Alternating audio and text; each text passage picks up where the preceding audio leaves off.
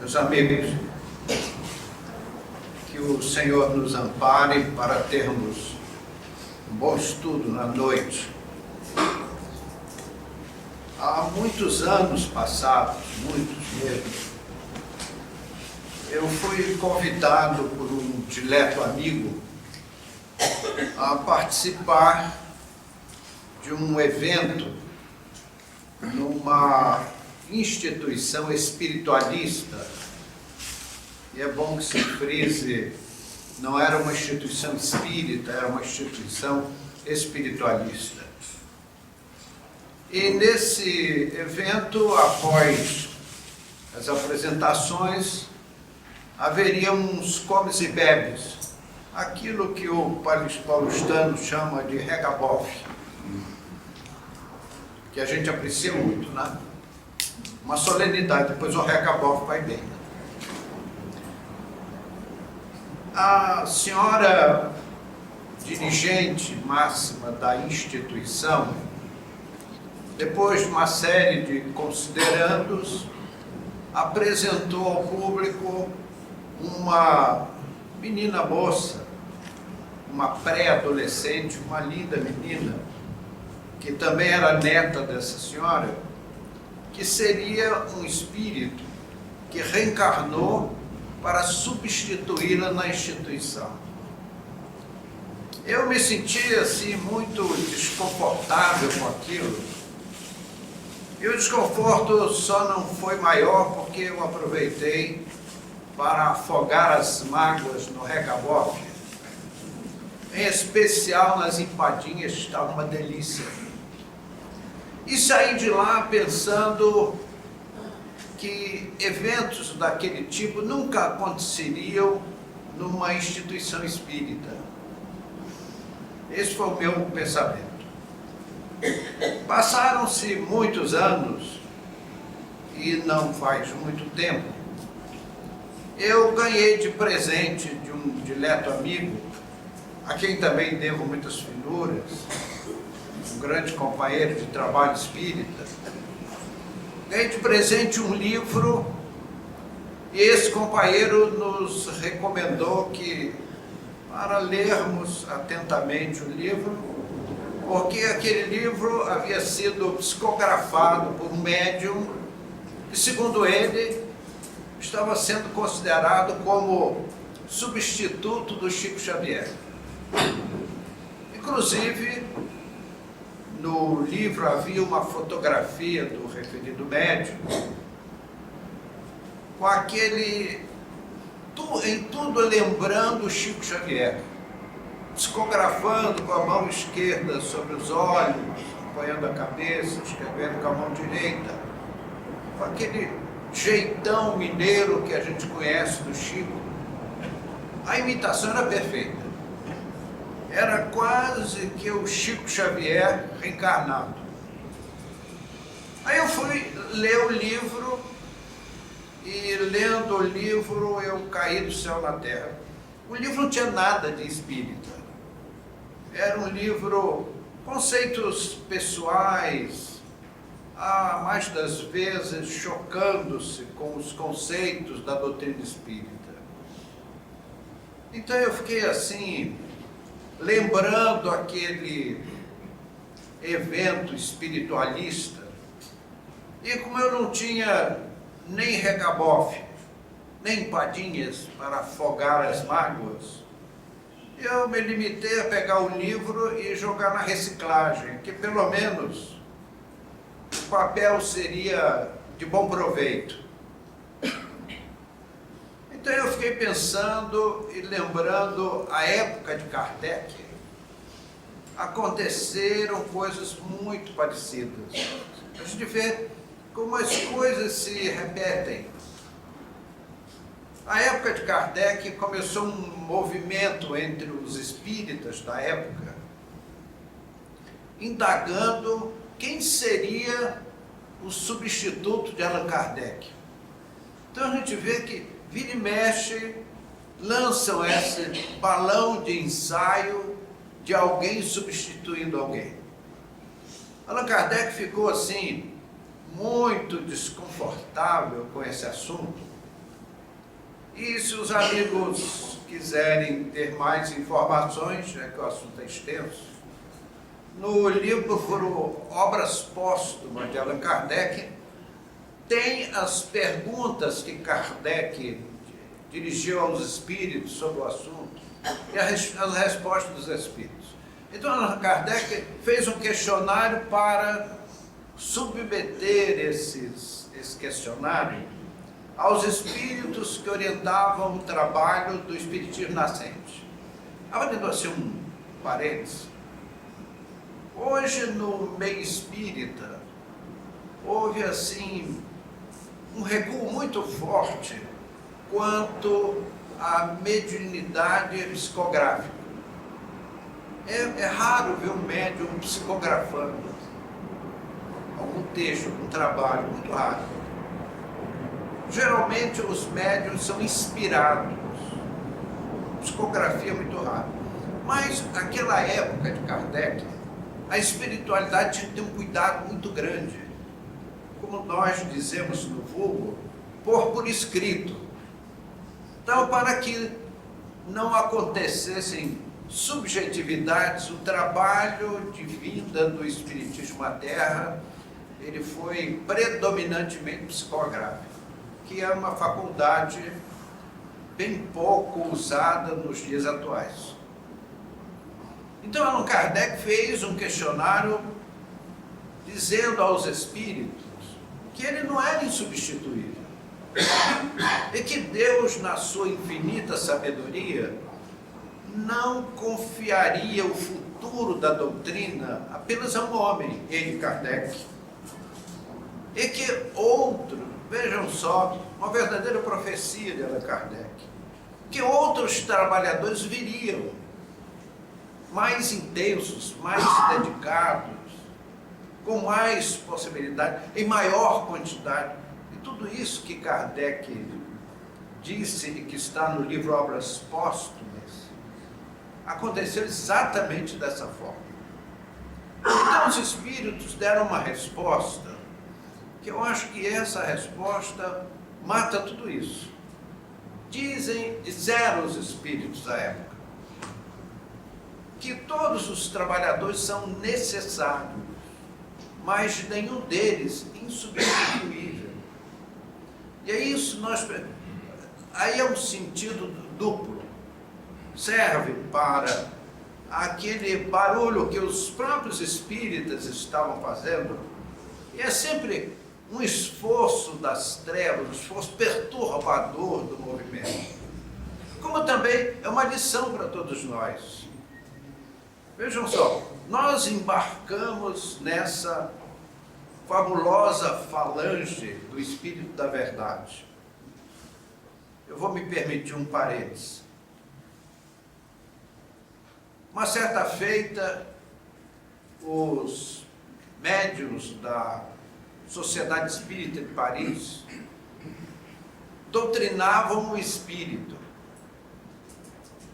E esse espírito andava tentando perturbar o trabalho espírita. Aí os médios da casa perguntaram: e por que você não vai lá no centro de trabalho de Allan Kardec? Eu falei: eu não. Porque lá tem um espírito que ele parece um sol. Era o Espírito da Verdade. Então veja, um espírito perturbador definiu melhor do que todos nós o Espírito Verdade. Não vou não, porque ele parece um sol e me assusta. Então eu fico de longe jogando pedra. Pedra não fisicamente, mas criando problemas. Então vejam, amigos, essa foi a ocorrência com Allan Kardec. O Chico, ao deixar esse mundo, o movimento espírita mundial não ficou órfão. Quem pensa assim está profundamente equivocado. O Chico foi uma daquelas pedras angulares na obra do Cristo. E todos nós temos assim um respeito enorme. Eu conheci o Chico. O Chico é um doce, um privilégio ter conhecido o Chico.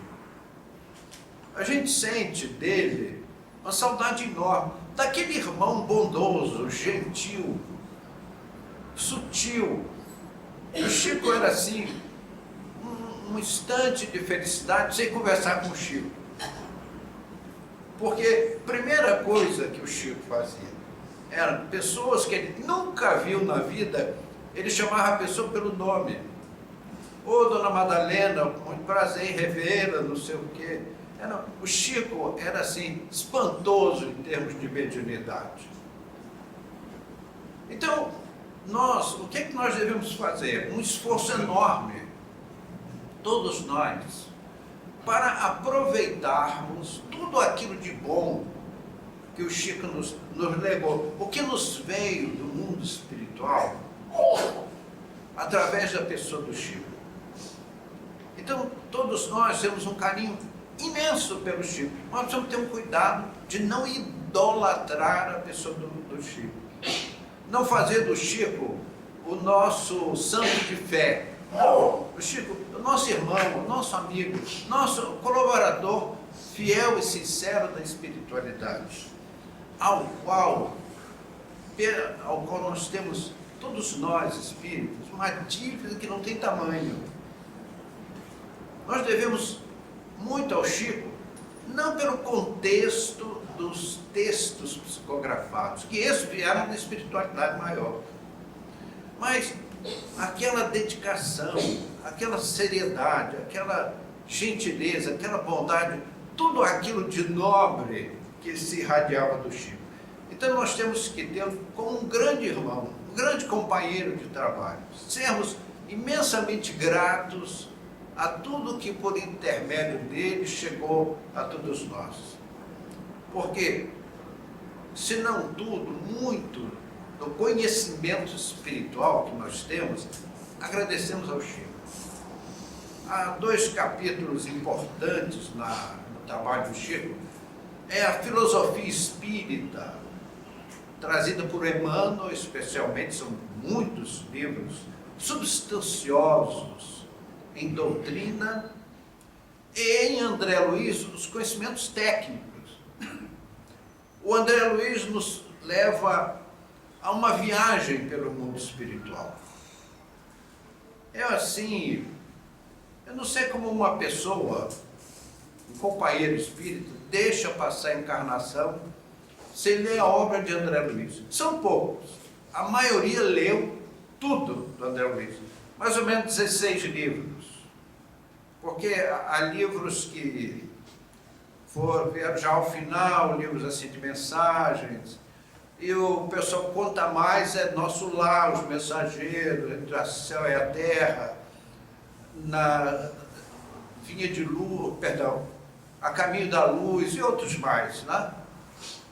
André Luiz é um portento de informação para todos nós. Então nós temos essa gratidão gigantesca com o Chico.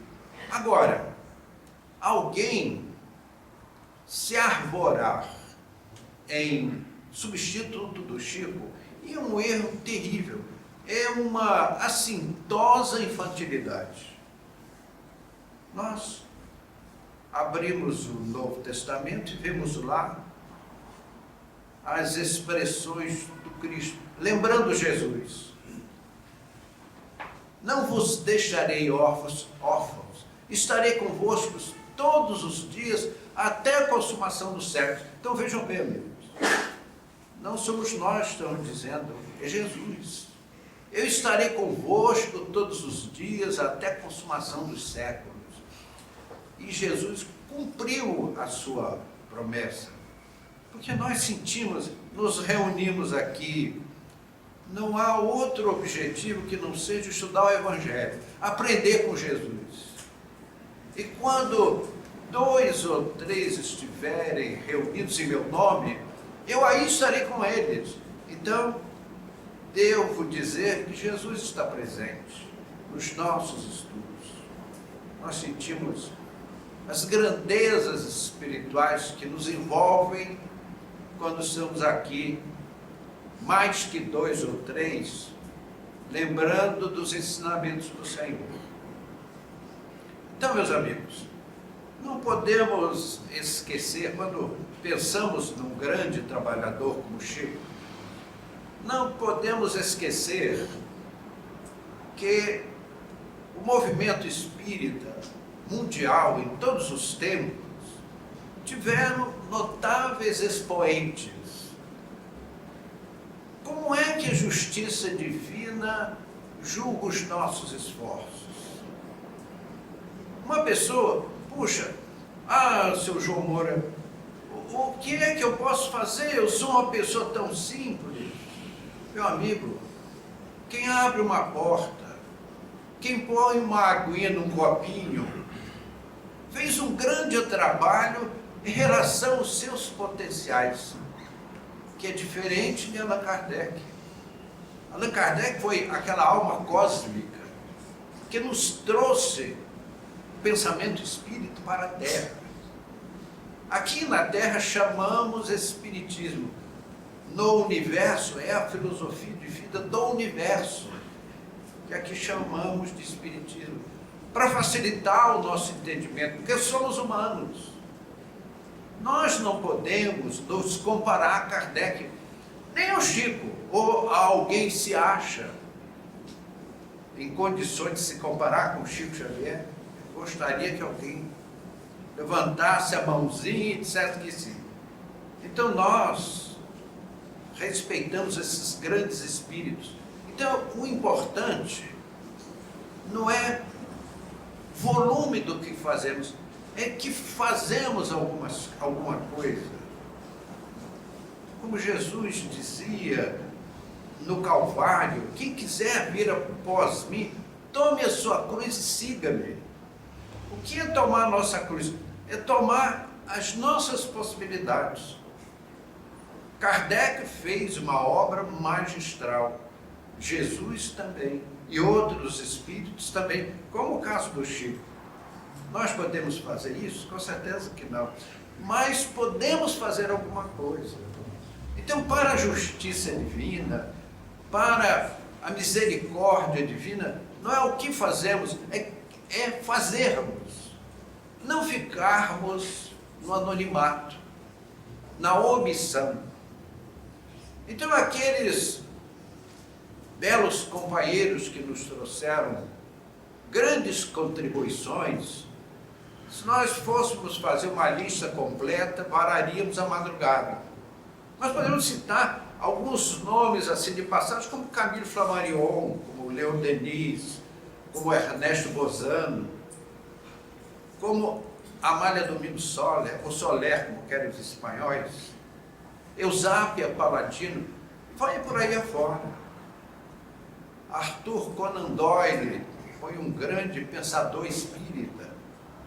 Pretendemos brevemente lembrar a história de Arthur, como diz o inglês, para nós Arthur Conan Doyle, um companheiro espírita de grande envergadura. E aqui no Brasil, o Brasil foi rico. Nós falamos de psicografia, a gente fala em psicografia, lembra o Chico. Mas tiveram muitos outros, a professora Zilda Gama. Meus amigos, leia Os Miseráveis de Victor Hugo e leia Almas Crucificadas pela Pena de Zilda Gama. Você vê a cor, o hálito literário de Victor Hugo na Pena de Zilda Gama. Ela era uma pobre professorinha que teve que criar, os pais faleceram, deixaram 5 irmãs.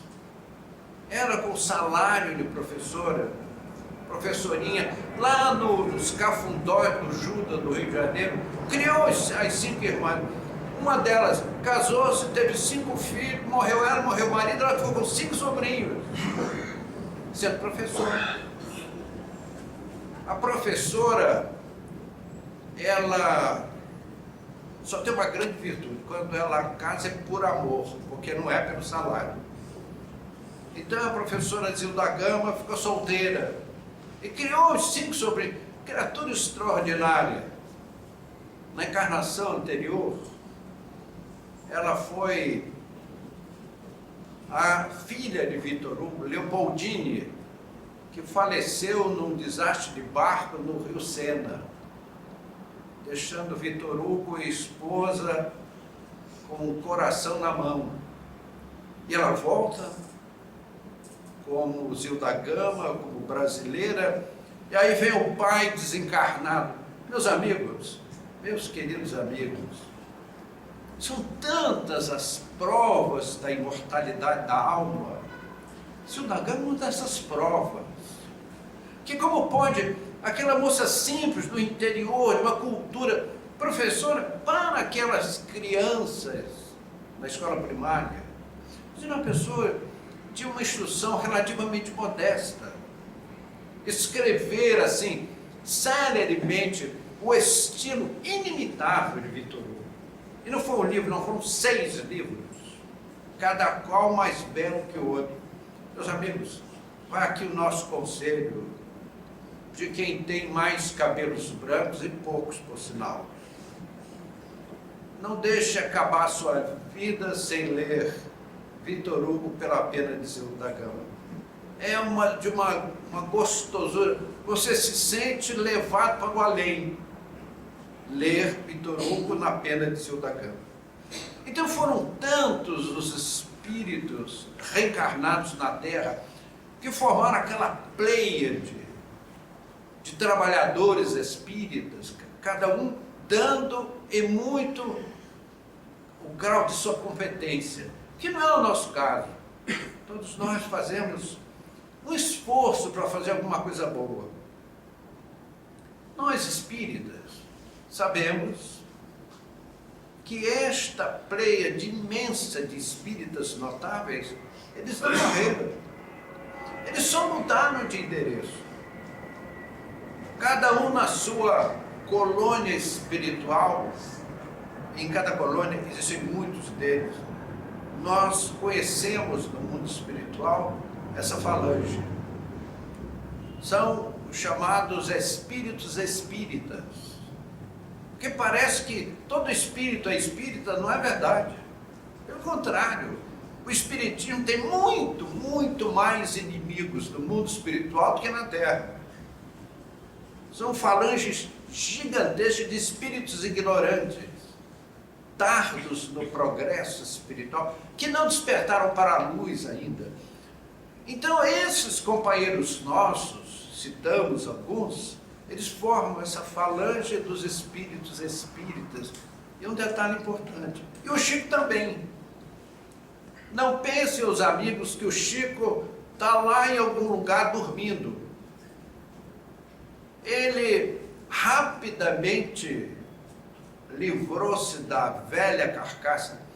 A gente ter uma vida longa, chegar à idade provecta, é ruim porque a gente sofre com a máquina orgânica em depreciação. Mas na desencarnação é um benefício, não tem tamanho. Você se descarta do corpo no piscar de olhos.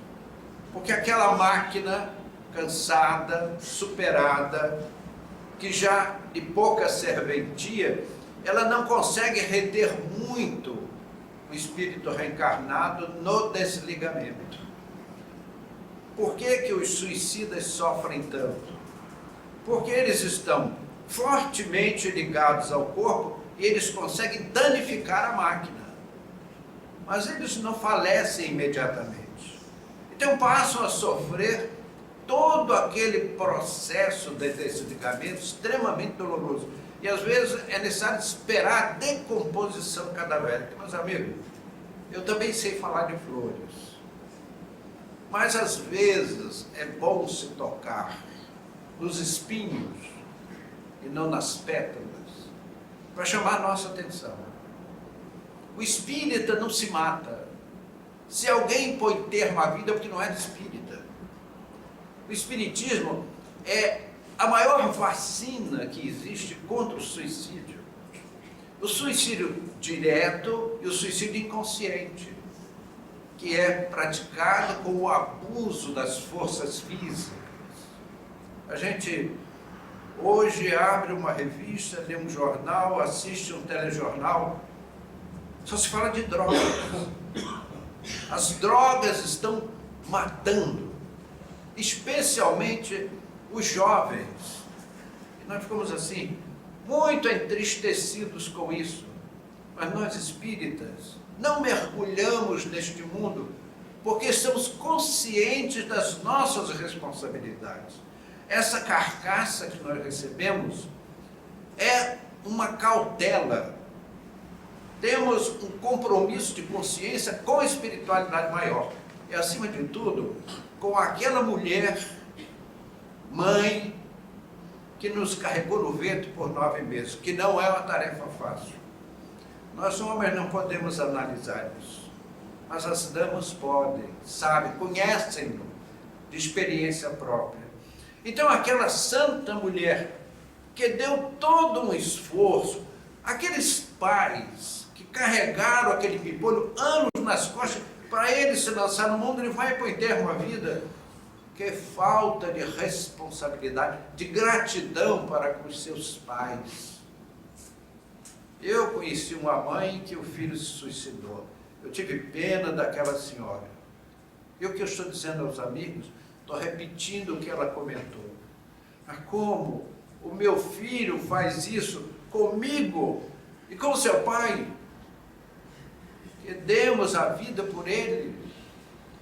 Aquelas noites em que ele ardia de febre, estávamos nós ambos, pai e mãe, à beira do seu leito, do seu berço.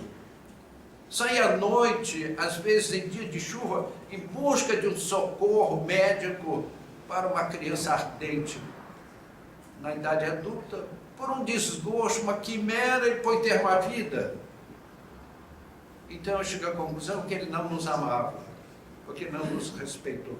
Não respeitou os nossos cabelos brancos. Então, meus amigos, são essas almas estelares que do mundo espiritual nos amparam, nos ajudam para os nossos esforços de espiritualização da humanidade. A doutrina espírita, meus amigos, é uma ferramenta extraordinária para esse nosso esforço. Então, Allan Kardec fez essas colocações aos espíritos, que nos disseram que todos os trabalhadores são necessários, mas não insubstituíveis. Meus amigos, a oportunidade é nossa.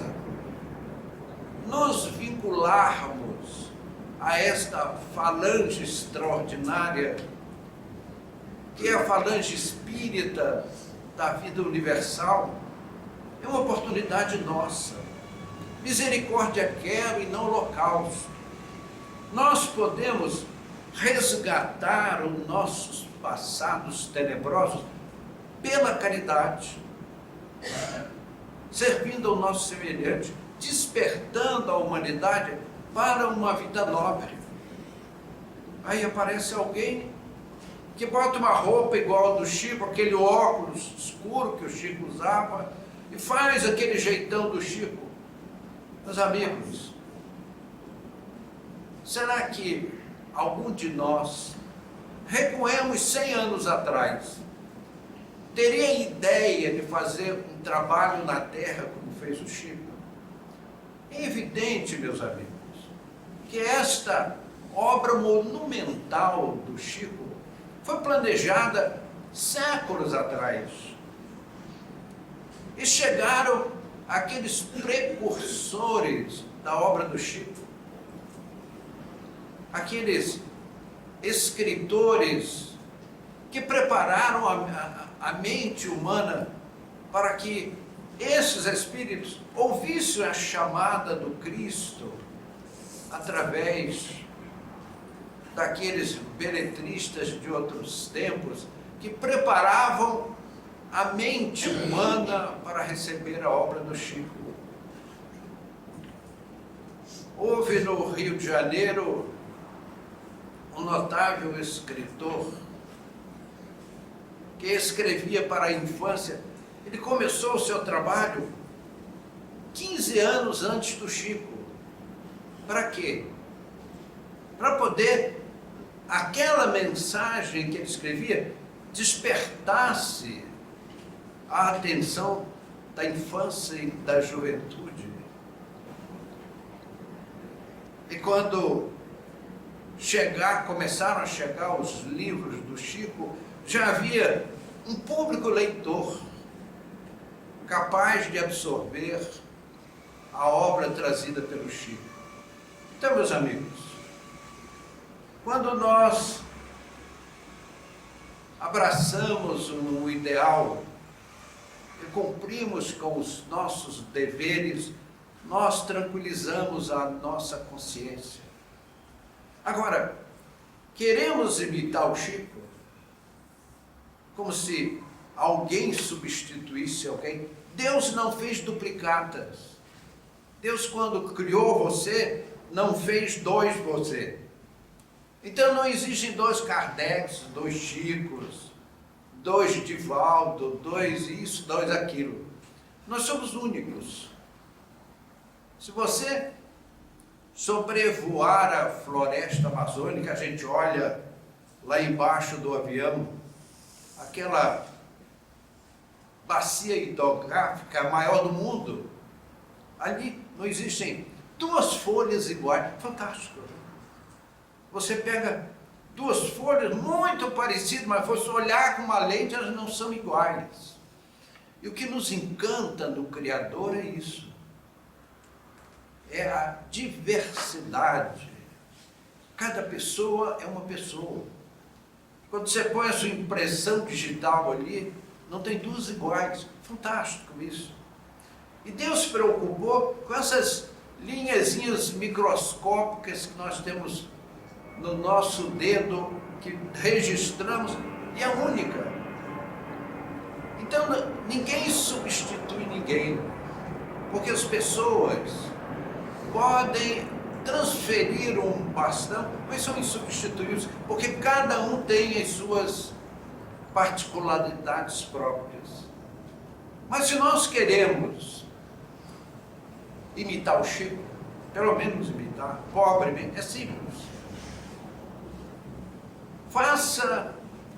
Dê o amor que ele deu, dê a dedicação sincera que ele deu, e acima de tudo, a humildade que ele exemplificou, como ninguém. O Chico era o protótipo da humildade.